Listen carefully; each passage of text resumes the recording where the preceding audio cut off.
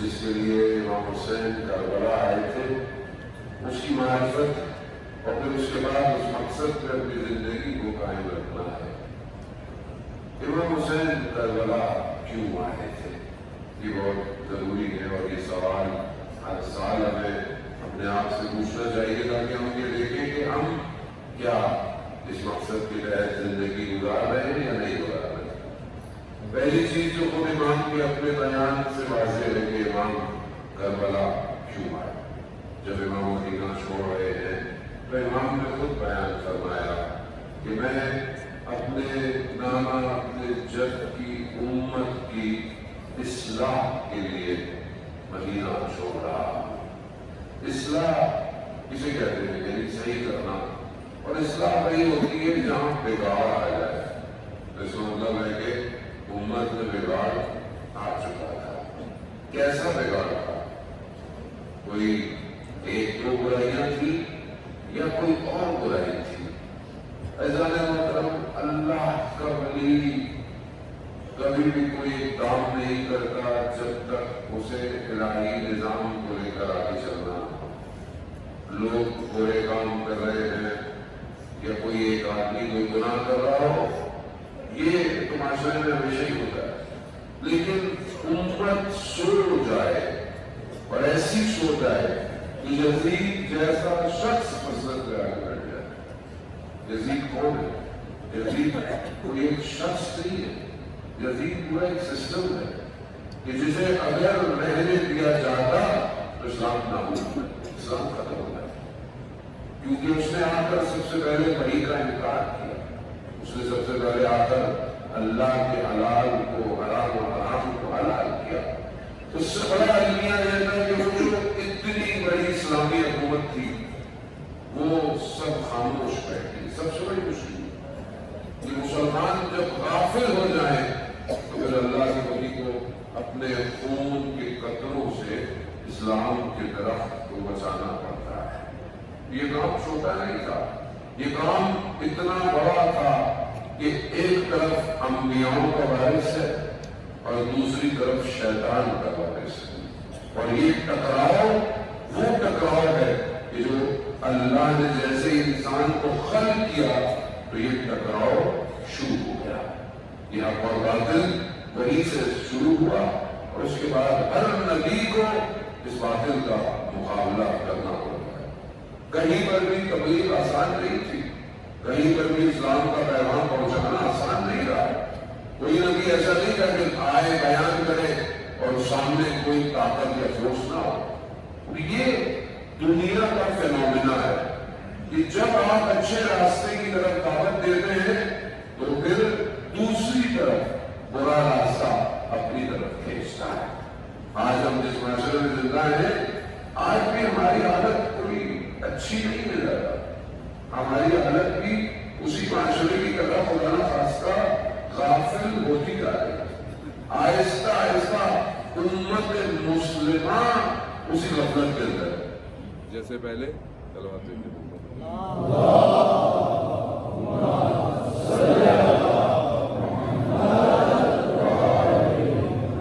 امت مسلمہ اس کو خاموش تھی، غافل تھی.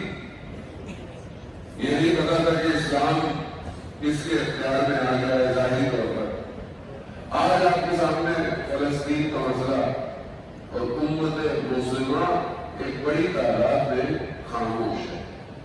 لوگ کٹ رہے ہیں، بچے مر رہے ہیں، لاشیں اٹھ رہی ہیں، سب تباہ ہو گیا ہے.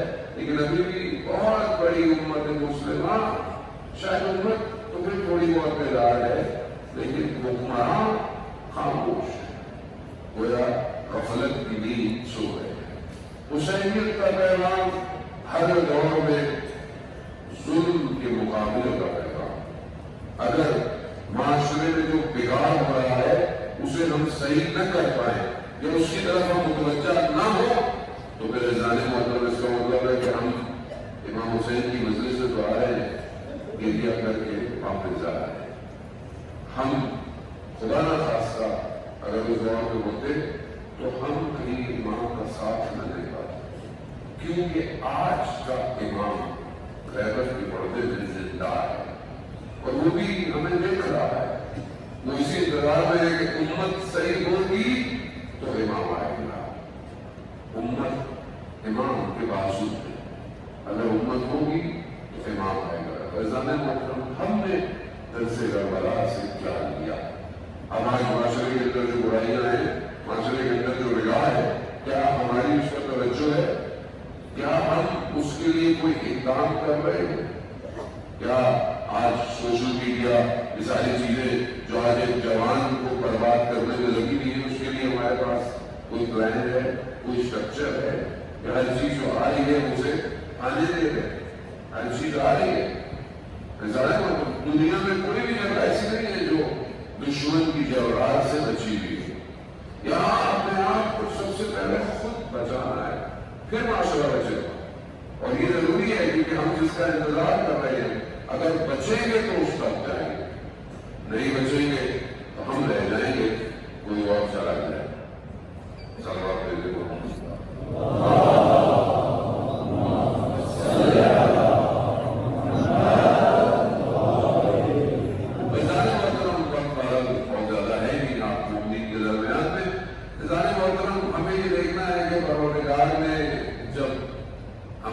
کو بھیجا ہے تو ہدایت کا نظام اللہ نے اپنے نبیوں کے پاس کیا۔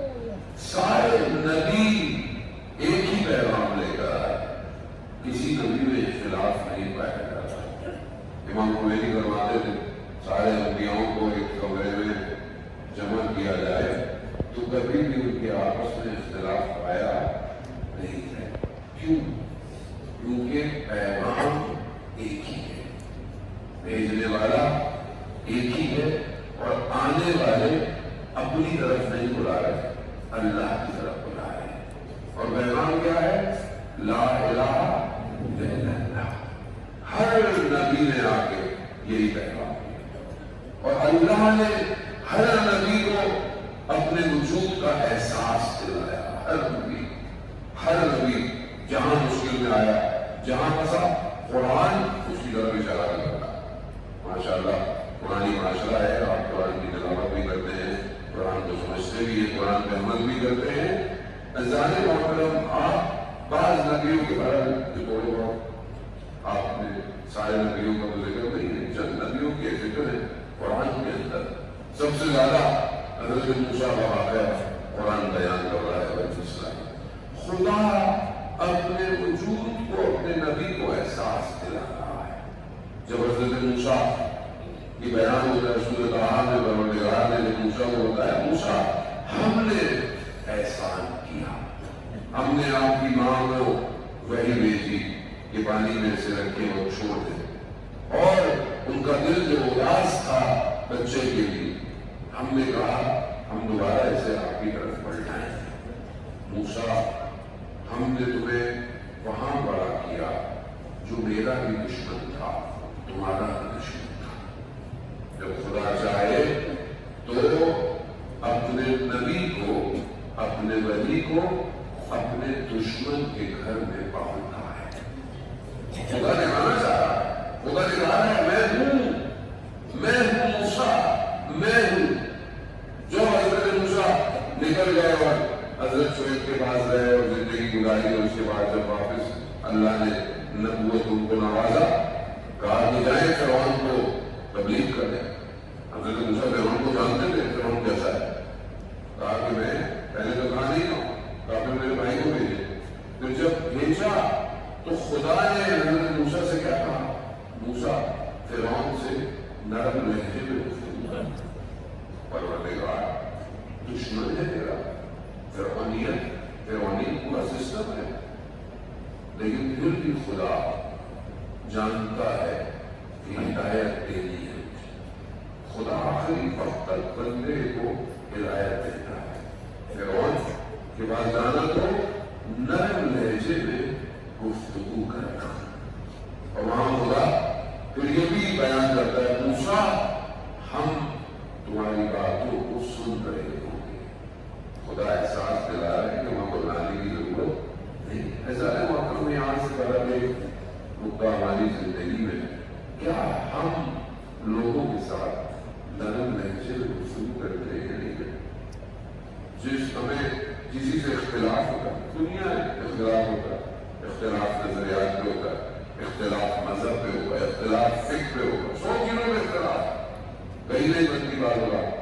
خدا فرعون کے پاس جانے کے لیے نبی کو کہہ رہا ہے نرم لہجے میں گفتگو کرنا۔ کیا ہم لوگوں سے نرم لہجے میں گفتگو کرتے ہیں؟ کربلا کیا ہے؟ روز عاشورہ جب سب ختم ہو گیا खुदा ने दुश्मन को क्या कहा, मैं अभी भी तुम्हें अपने जवान बेटे का खून माफ कर दूंगा अगर खुदा की बारगाह में तो शरीयत का पैगाम यही है, यानी इंसान कुरान तो पढ़ता है लेकिन सबाब के लिए। कुरान जब तक अमल पैरा जिंदगी में ना हो तो वो कुरान हिदायत हमें तो नहीं मिल पाएगी, वो तो हिदायत की किताब है। फिर हजरत मूसा बनी इस्राइल को लेकर निकल गए, पानी दरिया में पीछे दुश्मन आगे पानी, कौम ने क्या कहा, मूसा फंस गए, बिना पानी है पीछे से कौन है, मुश्किल आ गया। खुदा ने वही भेजी मूसा, मूसा इनसे कहो मेरा रब मेरे साथ है, और ऐसा पानी में रास्ता निकला। ये एक मिसाल, हर नबी को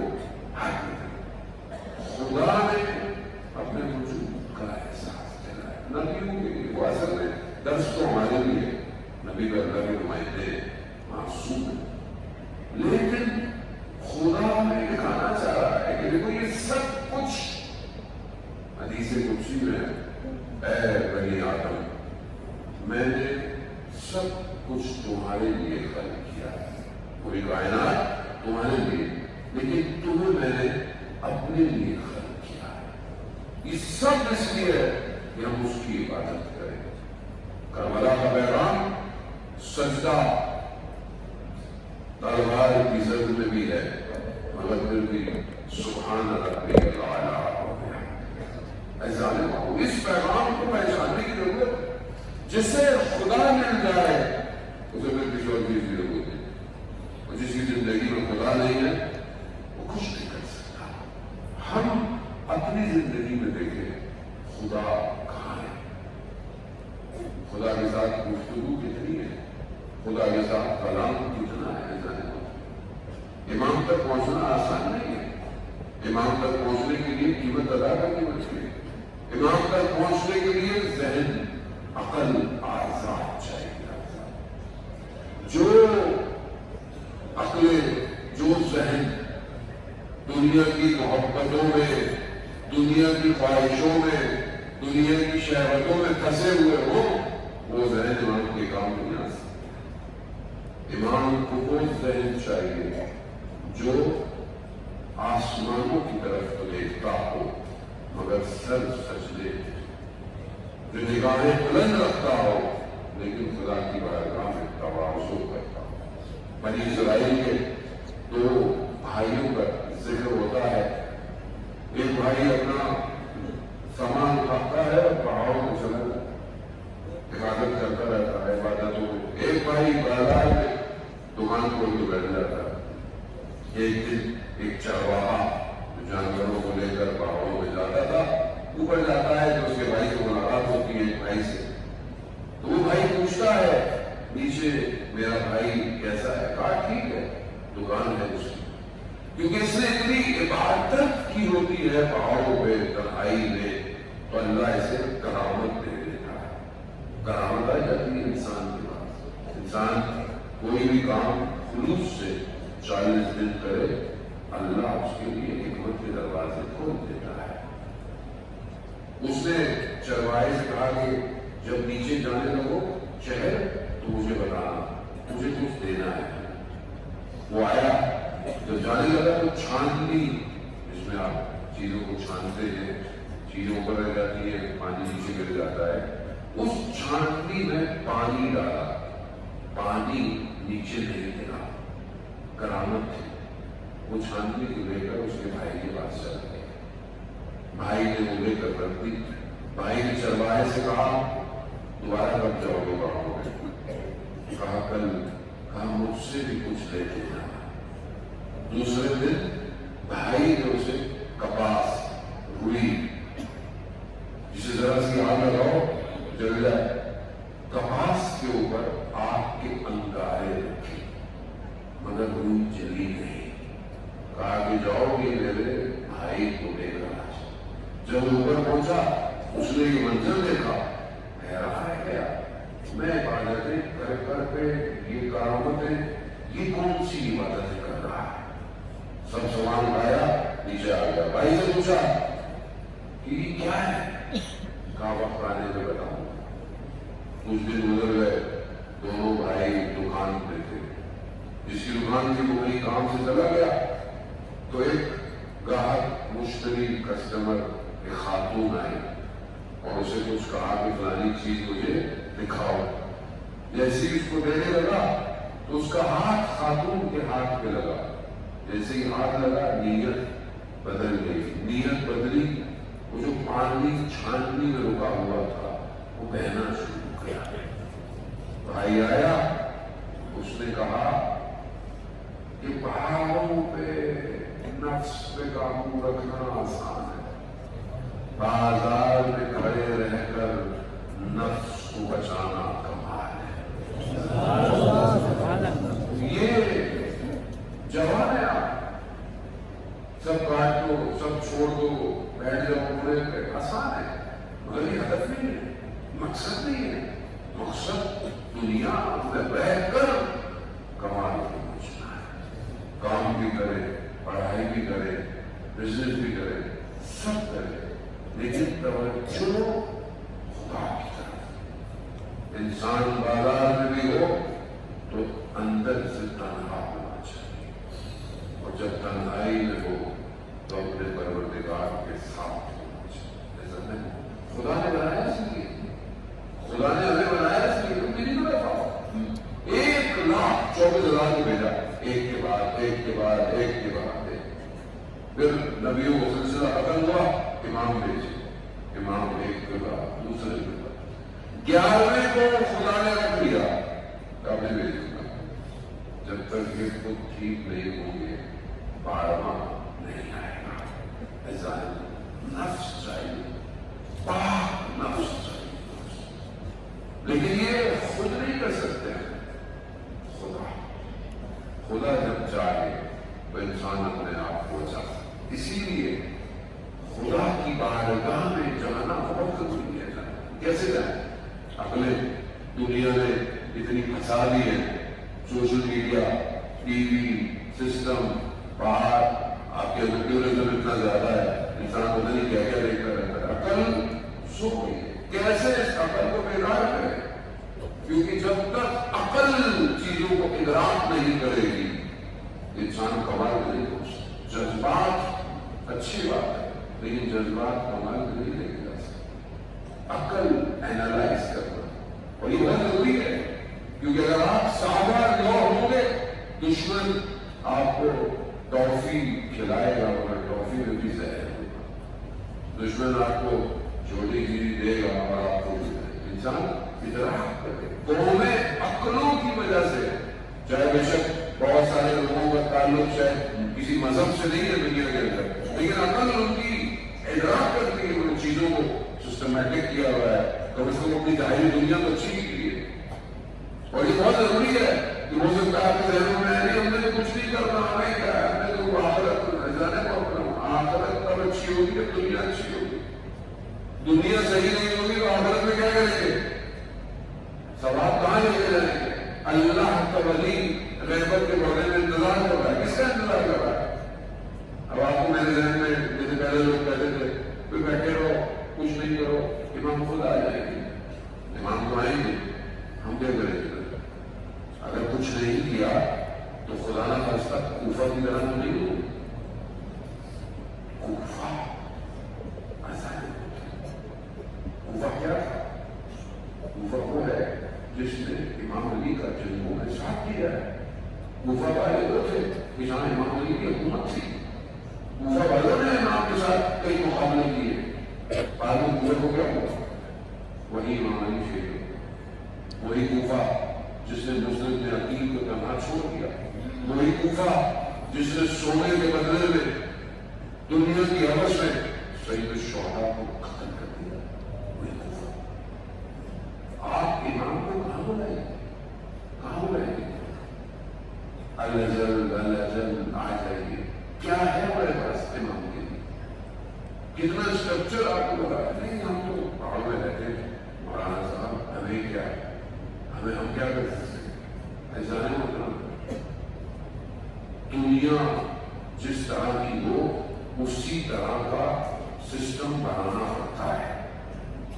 پہاڑوں میں رہنا سے انسان اپنی عقلوں کو نیچے نہیں رکھ سکتا. پہاڑوں میں رہنے والوں کی عقلیں تو پہاڑوں کی طرح مضبوط ہونی چاہیے کہ انسان اتنا اسٹرانگ ہو کہ چیزیں اسے ہلا نہ پائے. اور جس امام کے طور پہ زندہ ہے اس امام کو کیا ضرورت ہے؟ کسی کی ضرورت ہے. ہر امام کو زمانے کے حساب سے ضرورت ہے. ہر امام آیا اپنے اپنے زمانے میں جو چیزیں تھی اسی کے لے کر آیا. کسی نے امام جعفر صادق علیہ السلام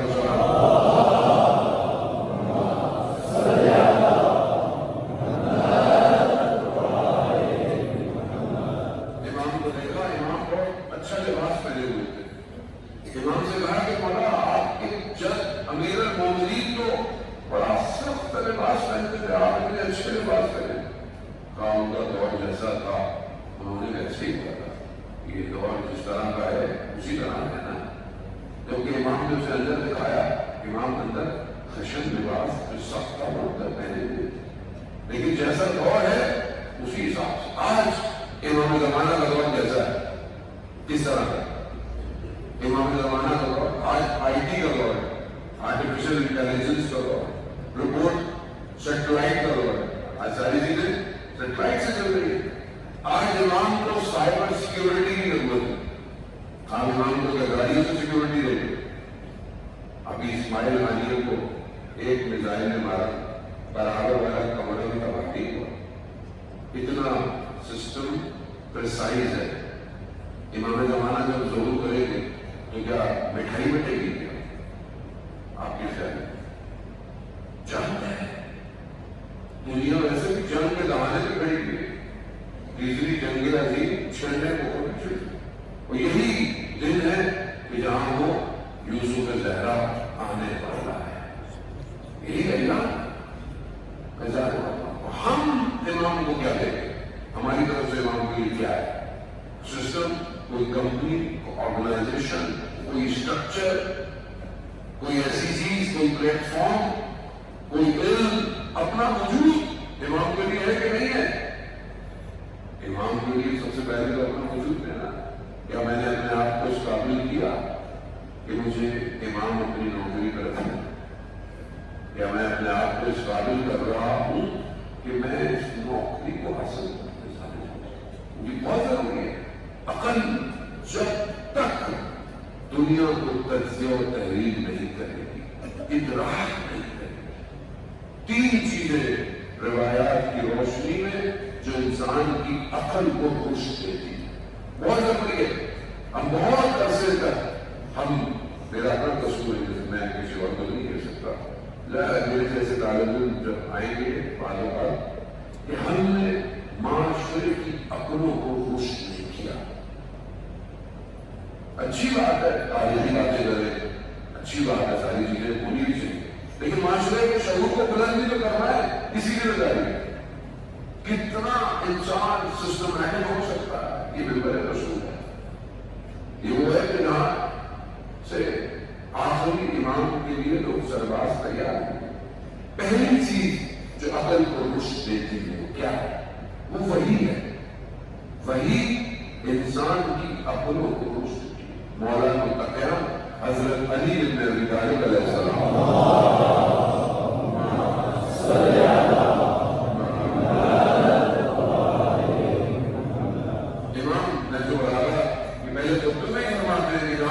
کی بات کرتے کہ اللہ نے نبیوں کو کیوں بھیجا؟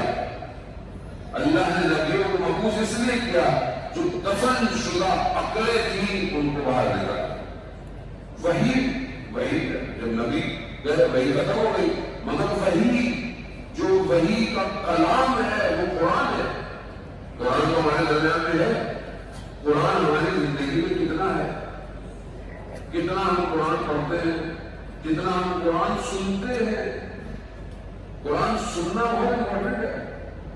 حدیث میں قرآن سننا بھی ثواب، قرآن پڑھنا بھی ثواب، قرآن کو دیکھنا بھی ثواب. اب موبائل میں ساری اپلیکیشن ہیں ہمارے، انسٹاگرام ہے، ٹک ٹاک ہے، سب ہے، اسنیپ چیٹ ہے. قرآن کی کتنی اپلیکیشن، کتنے قاریوں کو میں سنتا ہوں. مولانا عادت نہیں ہے نا قرآن سننے کی. نفس دنیا جہان کی باتیں سنتا ہے, اللہ کے کلام کو سننے کے لیے وقت نہیں ہے. اب آپ خود سوچیں, جس معاشرے میں قرآن سننا ہی لوگ نہیں سن رہے تو وہ کہاں آئے گا جو اصل قرآن کا وارث ہے. قرآن المعال علی و علی المعال. قرآن کس کے ساتھ ہے؟ علی کے ساتھ. علی کس کے ساتھ؟ قرآن. آیت اللہ کو بحثت ہے, کسی نے پوچھا کہ امام زمانہ کی زیارت کرنی ہے تو کہا قرآن کھولو, قرآن کی زیارت کرو. اب امام ہوئی ہے تو قرآن ہوئی ہے تو کسی دفعہ دن میں قرآن کی زیارت کرتے ہیں. ایسا مشکل کام نہیں ہے, لیکن دنیا میں اپنی لذتوں کو اتنا حسین بنا لیا ہے. یہی تو تھا امام کے مقابلے میں, امام حسین کے مقابلے میں کون تھے جن کے لیے دنیا حسین تھی؟ امام جیسے شخص کے مقابلے میں کیسے؟ خدا نہ خواستہ اگر آج ہماری دنیا ایسی ہوئی یہ نہ ہو کہ امام پر ظہور ہو اور ہم اپنی دنیا میں مصروف رہ جائیں. بہت ضروری ہے ذہن محترم, سمجھنے کی ضرورت ہے. دوسری چیز جو کہ عقل کو خشک کرتی ہے وہ علم ہے. علم حاصل کریں. بالکل علم چاہے آپ فزکس کا ہو, میتھس کا ہو, کمپیوٹر کا ہو, میڈیکل ہو, اکنامی ہو, کلائمیٹ کا ہو. آپ کے سامنے کتنا موسم بدلتا جا رہا ہے, چینج ہو رہا ہے, دنیا میں پولوشن بڑھتا جا رہا ہے. تو دنیا کو اب نئے نئے علوم کا اسٹیبلٹی کا ہے, کس طرح انوائرمنٹ کو کنٹرول رکھنا ہے. کتنے علوم آ گئے. امام کی جب حکومت ہوگی تو ایسا شہر بنے گا جہاں پر کوئی نقصان نہیں ہوگا, کہیں پولوشن نہیں ہوگی. تو اس کے لیے ہم کتنی کوشش کریں, اس کے لیے ہم کتنا پڑھیں. علم بہت ضروری ہے اور ہر علم میں اسپیشلائزیشن کی ضرورت ہے. اگر آج آپ نہیں پڑھ رہے ماشاءاللہ آپ کے 12 یونیورسٹیز ہیں, کوئی باہر بھی پڑھنے جاتے ہیں, اچھی بات ہے, لیکن اور علم آگے. اور آپ کے یہاں تو ماشاءاللہ سب سے زیادہ جو ہے وہ لٹریسی ریٹ ہائی ہے. لیکن میرے خیال میں پاکستان میں سب سے زیادہ جو ہے وہ آپ ہی کے یہاں جو ہے وہ لوگ سب سے زیادہ پڑھے لکھے. بہت اچھی بات, اس کو اور اوپر لے جائیں, روکنا جائیں, اس کو روکے نہیں. اور وہ علوم جو ہمارے زمانے کو ضرورت ہے اس کو سیکھیں, اس کے اوپر کام کریں. چیزوں کو اپنے دنیا میں چھوٹے چھوٹے سے بول کے ایسا نہیں ہوتا. دنیا کی اکانومی کو کنٹرول کی, باہر چھوٹے سے جزیرے ہیں لیکن دنیا کی بہت ساری چیزیں سے وہی بنتی ہے. کنٹرول ہے, سسٹم ہے, آپس میں متحد ہے, اپنی قیادت کے ساتھ ہے. ایک سوچ ہے, ایک پیٹرن ہے جس پر سوچتے ہیں کام کیسے ہونا چاہیے. ٹورزم ہے, ٹورزم کیسے ہونا چاہیے, کیا لمٹس ہونی چاہیے, کیا حدود ہونی چاہیے, کیا چیزیں کس طریقے سے کی جائیں. وہ ہر چیز ہے. آپ اللہ نے انسان کو علم دیا, ہاسپٹلٹی ہوتے علم ہے. اسی طریقے سے پوری دنیا جو ہے وہ آج اس پہ چل رہی ہے. تیسری اور آخری چیز جو عقل کو رشد دیتی ہے کیا ہے, وہ اخلاق. انسان کا بیہیویئر, انسان کا ایٹیٹیوڈ دوسروں کے ساتھ. میں دوسروں کے ساتھ کیسا ہوں, میں اٹھنے میں کیسا ہوں, میں ملنے میں کیسا ہوں, میں والدین کے ساتھ کیسا ہوں, والدین کا احترام کرتا ہوں کہ نہیں کرتا ہوں, میں اپنے گھر میں اپنے بچوں کے ساتھ کیسا ہوں, میں اپنی زوجہ کے ساتھ کیسا ہوں. یہ بہت امپورٹنٹ ہے. مسجد میں گزارے اچھے ہیں, مسجد میں اچھا ہونے کوئی کمال کوئی ہے. اول بات ہے مسجد میں جو آتا ہے ویسے تھوڑا بہت اچھا ہوتا ہی ہے. اصل وہ ہے کہ جہاں امتحان ہوگا, جہاں آزمائش ہوگی, وہاں اخلاق کیسا ہے. جہاں غصہ آ جائے, فوراً پر غصہ آ جائے, وہاں اخلاق کیسا ہے. امام جعفر صادق علیہ السلام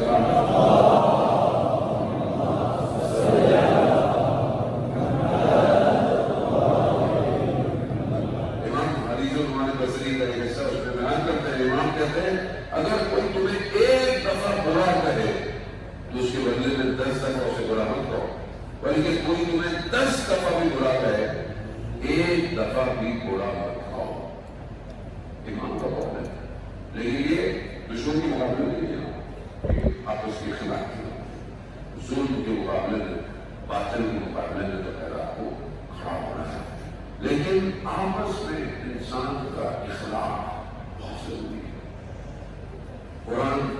جو ہے وہ معصوم چلے جاتا ہے۔ اگر اف سے بھی کم کوئی لفظ ہوتا تو قرآن والدین کے لیے اسے استعمال کرتا۔ اف سے کم کوئی لفظ نہیں، والدین کے آگے اف مت کرو۔ اخلاق ایسی ہے، بچوں کی تربیت آپ کیسے کریں گے؟ بچہ آپ کو دیکھ کر بڑا ہوتا ہے، اس کا اخلاق کیسا ہے؟ والد کا اخلاق والدہ کے ساتھ کیسا ہے؟ والد کا اخلاق بہن بھائیوں کے ساتھ کیسا ہے؟ والد کا اخلاق اپنے والدین کے ساتھ کیسا؟ سب دیکھ رہا ہوتا ہے بچہ۔ اخلاق، صبر، تحمل، بردباری انسان کی پرسنالٹی کو ڈیولپ کرتا ہے۔ جو انسان جتنا گہرا ہوتا ہے اتنا کامیاب ہے۔ جو ہر بات میں جواب دے دے، ہر بات میں اکھڑ جائے اور کھوکھلا یہ آدمی چل نہیں سکتا۔ اور خاص طور پر جہاں زبان جس کے لیے کئی گناہ لکھے ہوئے ہیں، سب سے زیادہ قبر کے اندر عذاب زبان کی وجہ سے۔ اخلاق کی کتاب جوانوں کو پڑھنی چاہیے۔ اخلاق کیسے ہونا چاہیے؟ علماء اخلاق کے پاس بیٹھنا چاہیے۔ شہید خمینی فرماتے کہ ہم جب امام خمینی کے درس میں خود کو جاتے تھے تو اس کے اگلے دن تک ہماری ہڈیوں میں کبکباہٹ ہوتی تھی۔ ایک دن گزرتا، 2 دن گزرتا، 3 دن، آہستہ آہستہ آہستہ اتوار آتا، ہم پھر اسی دنیا کی طرف، مطلب عام آدمی ہے، پھر منتل، پھر دوبارہ پھر وہی کیفی ہے۔ اخلاق، نصیحت بہت ضروری ہے۔ آج نوجوان نصیحت نہیں سن سکتا، والدین ایک مہینے نصیحت کرے بھاگے ہوئے، بولے گا آپ کو کیا پتا اچھی بات۔ اور امام کیا فرماتے ہیں؟ کمیل سے بولا گیا، کمیل سے کیا کہتے ہیں؟ کمیل واس اور واس، کان سننا چاہتے ہیں۔ نصیحت بہت ضروری ہے۔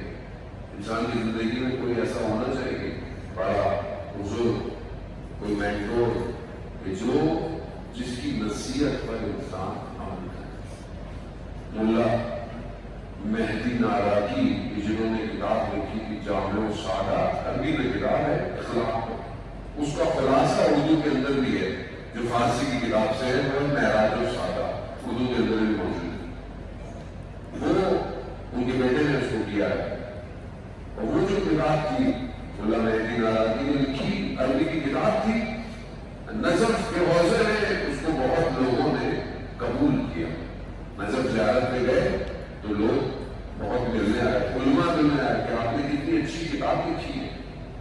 ایک عالم ملنے نہیں آیا، اور وہ کون تھا؟ سید مہدی بہرالعلوم، بہت بڑے عالم دین تھے جسے امام زمانہ نے اپنے سینے سے لگا کے علم کو منتقل کیا۔ کتنی بڑی ہستی، وہ ملنے نہیں آئے تو انہوں نے کہا میں خود ملنے جاتا ہوں۔ اس نے کہا نہیں، آپ کو جانا نہیں چاہیے، کہا آپ مہمان ہیں، کہا نہیں وہ سید بھی ہے اور بزرگ گوار بھی بڑے آئے، چلے گئے۔ وہ درس دے رہے تھے، درس ختم ہوا، وہ پھر چلے گئے، ان سے بات ہی نہیں کی، نہیں چلے گئے۔ تھوڑے دن اور گزرے، انہوں نے کہا میں پھر سید کے پاس جاتا ہوں، تو کسی نے کہا کہ آپ کتنا آپ کو شکستہ نفسی کی ضرورت نہیں ہے، وہ نہیں آیا، نہیں آیا، کہاں سے صحیح ہے۔ پھر درس ہو رہا تھا، درس ختم ہوا، وہ کسی نے کہا یہ پھر زیارتوں میں گئے، کربلا، تاجمین، سامرا، واپس نجف جانے لگے، نجف سے واپس اپنے گھر کی طرف، کہا کہ میں ایک اور دفعہ سید کی خدمت میں جاتا ہوں، تو اگر آپ نے جو روکتے ہو انہوں نے کہا بس کر دیں، کتنا اپنے آپ کو گرائیں گے آپ؟ کہا نہیں وہ سید ہے۔ جیسے ہی ان کو پتا چلا کہ ملا مہدی ناراگی آ رہے ہیں تو دوڑتے ہوئے گلی میں جا کر استقبال کیا، لے کر آئے، بیٹھے، باتیں کی اور کہا کہ آپ مجھ سے پوچھیں گے نہیں کہ آپ 2 دفعہ آئے، میں نے آپ سے بات نہیں کی؟ کہا نہیں مجھے معلوم نہیں۔ کہا میں دیکھنا چاہتا تھا جو اخلاق کی کتاب آپ نے لکھی ہے وہ اخلاق آپ میں پایا جاتا ہے یا نہیں جاتا؟ بہت ضروری ہے۔ امام نبی علیہ السلام فرماتے ہیں نا، زندہ ایسے رہو لوگ تم سے ملنا چاہتے، اور جب مر جاؤ تو لوگ تم پہ گریا ایسا نہیں لگتا ہے. اخلاق عقل کو رشد دیتا ہے, اخلاق عقل کو وقت دیتا ہے, اخلاق انسان کو سوچنے کی صلاحیت دیتا ہے. جو آدمی غصے میں ہر وقت ناراض رہتا ہو, کھڑ جاتا ہو, زبان ہر وقت چلتی ہو, وہ آدمی کبھی بھی عقل سے سوچتا نہیں. اس لیے آپ دیکھیں غصے کی وجہ سے طلاقیں, قتل, رشتے سب ٹوٹ گئے. لیکن اگر انسان نے سمجھے کہ اسے خدا کی بارگاہ میں جانا ہے, تھوڑی دیر کی ناراضگی سے کیا فرق ہے؟ تھوڑی دیر اگر میں اٹھ کے کہیں چلا جاؤں گا تو کون سی میری عزت پہ کمی آ جائے گی. لیکن جسے خدا کی بارگاہ کی فکر نہ ہو وہ دنیا کے رتبوں میں پھنسا رہتا ہے. اس لیے اپنے آپ کو, اپنے اخلاق کو بہت بہتر کرے گا. یہ تین چیزیں پہلے میں نے خلاصتاً آپ کی خدمت میں بیان کی. بہت ضروری ہے سر محترم, جب عقل ایکٹیویٹ ہوگی تو پھر تعاون ہوگا, پھر پتا چلے گا اپنے زمانے کے لیے کیا کرنا ہے. عقلوں میں تالا لگ جائے, عقل سوچنے کے قابل نہ ہو, دشمن چاہتا ہی یہی ہے. دشمن نے اتنی جو جلوار, ثقافتی جلوار, یہ جو لڑائی کی ہے اس کا اصل ہدف کیا ہے؟ عقل ایک کام نہ کرے. ساری رات موبائل میں بیٹھو, فجر کی نماز قضا ہو جائے, دشمن کی اٹھانا. جب روح کمزور ہو جائے اور بدن بھاری ہو جائے تو فجر میں اٹھا نہیں جاتا, چاہے 6 الارم بھی لگے. ماں اور اٹک جاتی ہے, کبھی اس کروٹ کبھی اس کروٹ. اور کیا بات ہے شوقا کی.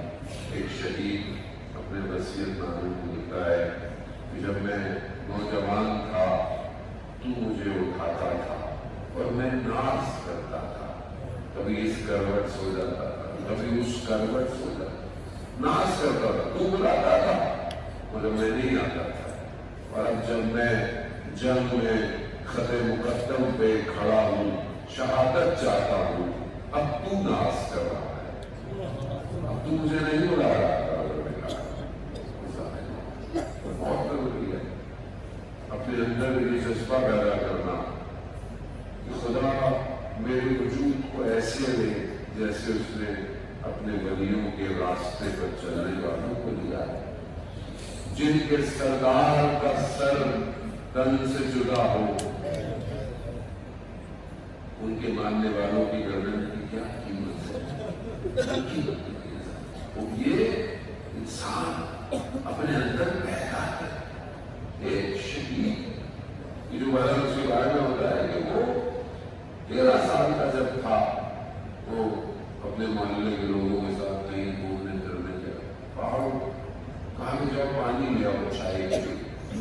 وہ پہاڑوں میں گیا تو اس نے وہاں آبشار کے پانی کا اس نے جب بیٹھ کے گیا ہوگا, اس نے کیا دیکھا کہ کوئی خانوادہ ہے, کوئی گھر والے خواتین ہے, نہا رہی ہے. ایک دم اس نے اپنے آپ کو موڑ لیا اور خدا کی بارگاہ میں گفتگو کر. 13 سال کا بچہ کیا کہتا ہے؟ کہا پروردگار کوئی دیکھ نہیں رہا, گناہ آمادہ ہے مگر دیکھ نہیں رہا, مگر تیری خاطر میں پلٹ رہا. جیسے ہی اس نے چلنا شروع کیا, جو راستے میں پتھر پڑے تھے اس میں سے آوازیں آئیں, سکون, قدوس, وہ ذکر جو کائنات کر رہی ہے وہ مجھے کب سنائی دے گا؟ کیونکہ میں نے اپنے کانوں کو دنیا کی باتوں سے مشغول رکھا, فرصت ہی نہیں. کبھی میں بھی تنہائی میں اٹھوں, کبھی فجر سے پہلے صرف اس کے لیے اٹھوں, تو ہو سکتا ہے مجھے بھی عرش کے ذکر سنائی دے. یسبح للہ ما فی السماوات و ما فی الارض. تسبیح زمین اور آسمان تسبیح کر رہا ہے, اور جو اس کے درمیان میں ہے وہ سب تسبیح کر رہا ہے. ظالم یہ ذکر کب سنے گے، کب سنائی دے گا؟ اگر یہ سنائی دینے کی کوشش نہ کی تو وہ آواز نہیں آئے گی۔ یہ جب یوسف زہرا آئے گا، انا بقیت اللہ، میں اللہ کا باقی، اس لیے اپنے آپ کو کوشش کریں۔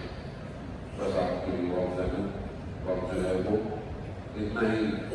خدا تعالیٰ آپ کی ذمہ کو مجلس کو قبول فرمائے، چند متبرکاً مجلس کو اس قابل کرے کہ وہ ماں جو مدینہ سے چلتی ہے، مجلس اللہ تعالیٰ کی بڑی قیمت ہے۔ اللہ تعالیٰ نے وہ کبریا سید الشہداء پر ایک قطرہ بھی آنکھ میں آئے جہنم کی آتش سے بچا دیتا ہے۔ خوش قسمت ہے ہم لوگ کہ ہم حسین پر گریا کرتے ہیں۔ ایک بوڑھا آدمی ایک قالین کا چھوٹا خالیچہ جو کہ بہت قریبی تھا، ہاتھ میں لیے بازار میں گھوم رہا ہے، مقروض ہے، پیسوں کی ضرورت ہے اور گھوم رہا ہے، لیکن قالین کا ایک حصہ مٹھی کے برابر جلا ہوا تھا۔ قالین بڑا قیمتی تھا، ہاتھ کا بنا ہوا، جس دکان میں جاتا تھا وہ دیکھتے تھے، مگر جلا ہوا حصہ دیکھتے تھے۔ کہا 100 تومان میں دے دو، کوئی کہتا تھا 120، اس سے زیادہ کوئی نہیں خریدے گا، جلا ہوا ہے، مگر اس بیچارے کو پیسوں کی ضرورت تھی۔ وہ ممنون کہتا ایک دکان سے دوسری دکان پہنچتا، ایک دکان پہ پہنچا، اسے یاد آیا کہ جہاں 30 سال پہلے اپنے بابا کے ساتھ بھی اس دکان پہ آیا، دیکھا کوئی بیٹھا ہوا نہیں ہے، جانے لگا تو آواز آئی، کہا قالین بیچنا ہے۔ پہلی دکان تھی جس میں دکاندار نے خود پوچھا، کہا ہاں۔ اس نے قالین کو دیکھا، کہا بہت یہ تو بڑا پرانا ہے، اب تو ایسا بنتا بھی نہیں، لیکن جیسے اس نے چلی ہوئی جگہ دیکھی، مگر تم نے اس کا خیال نہیں رکھا، بچوں نے جلا دیا ہوگا؟ کہا نہیں۔ کہا تو پھر کیسے جل گیا؟ تو کہا کہ بس وہ چائے کی کیتلی انگاروں پہ رکھی تھی، حسین کی مجلس تھی، انگارے گرے جل گئی، بس غلطی ہماری ہے۔ آپ کو پتا ہے خیال جیسے ہی اس نے بولا وہ شخص گریا کرنے لگا، رونے لگا، دیوار سے کبھی پریشان ہے لیکن وہ بلک بلک کے رو رہا ہے۔ کہا میں معذرت چاہتا ہوں، اتنی کوئی ارزش نہیں ہے، ایسی ارزش نہیں، میں نے کوئی بات پوری کی، میں چاہتا ہوں، کہا نہیں، وہ روتے روتے اس نے چیک لکھا جو 100 تومان کا پہلے خریدا تھا، اس نے 2 بلین تومان کا چیک لایا، آنسو گر رہے تھے۔ حسین کی مجلس میں جلا ہے، اپنی میز پر ساری زندگی رکھا رہا، گلابوں سے اس جگہ کو بھرا، لوگ تبرک میں گلاب لے کر جاتے ہیں۔ نظر آ رہے محترم، کاش کہ یہ دل بھی حسین کے لیے جل جائے تو اس کا خریدار وہ ماں ہے جو مدینہ سے چلے، گلی گلی کوچے مسجدوں میں بارگاہوں میں اپنے لال کا پوچھا یا سن لگا ایام رضا بڑی تیزی سے ختم ہو رہے ہیں، حق تو یہ ہے کہ حق لگانا ہوا، گریہ نہ کر سکے، مگر یہ ہر چیز سے آنسو ہے، اسے اپنی بارگاہ سے قبول کیجیے گا۔ ابھی آپ اپنی زبان پہ مسائل پڑھ رہے تھے تو ایک بچی کا ذکر ہوا، شام میں قافلہ پہنچا ہوا ہے، اور اس بچی کو کتنی حسرت تھی،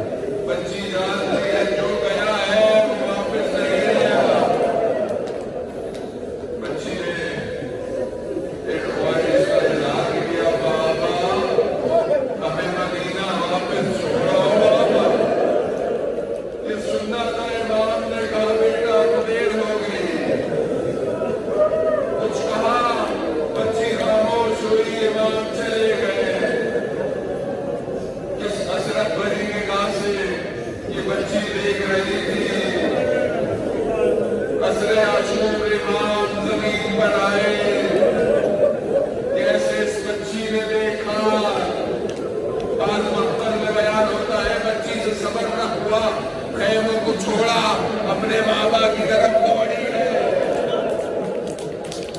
न मारो मेरे बाबा को, लेकिन बच्ची को प्यार से नहीं हटाया, तालियां और तमाचों से दूर कर दिया।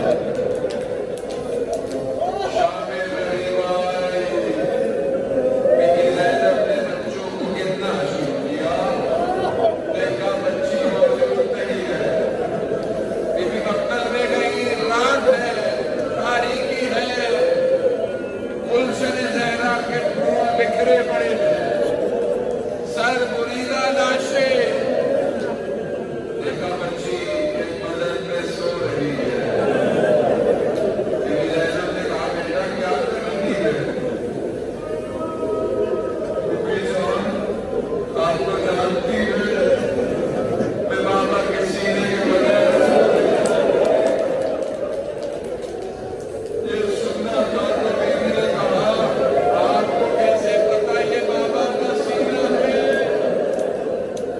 मैं बाबा बाबा कर रही थी, तो हाथ बुलंद हुए, नहीं आई, नहीं आई। बस शाम गरीबा गुजर गई। बस मैं मेरे पेट से शाम दिलाया। शाम का दरबार है। बच्ची अपनी दुबी के पीछे छुप भी गई। वो नहीं, उसके हाथ में छड़ी है, इमाम का सर रखा हुआ है। जिस लबों में रसूल को साहिर बैठे, उस पर छड़ी मार रहा है। बच्ची छुप छुप के देखती है, मेरे बाबा के साथ क्या कर रहा है। बस शाम का जिंदान बच्ची से सबर न हुआ। बाबा बाबा बाबा बाबा आवाज आई, जाओ इसको बाबा दे दो।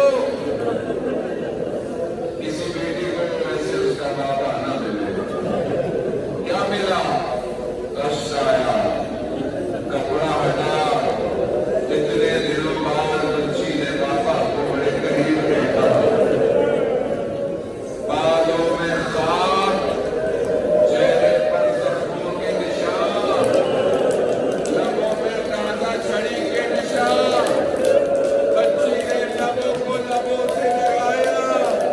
बच्ची शुरू हो गई, बाबा आपके जाने के बाद खेमे चल गए, बाबा दामन चल गया, बाबा पानी मांगते तमाचे पड़ते, बाबा अगर ये गोशवारे मांगते मैं खुद दे देती बाबा। ये कहते कहते बच्ची खामोश। इन्ना लिल्लाह व इन्ना इलैहि।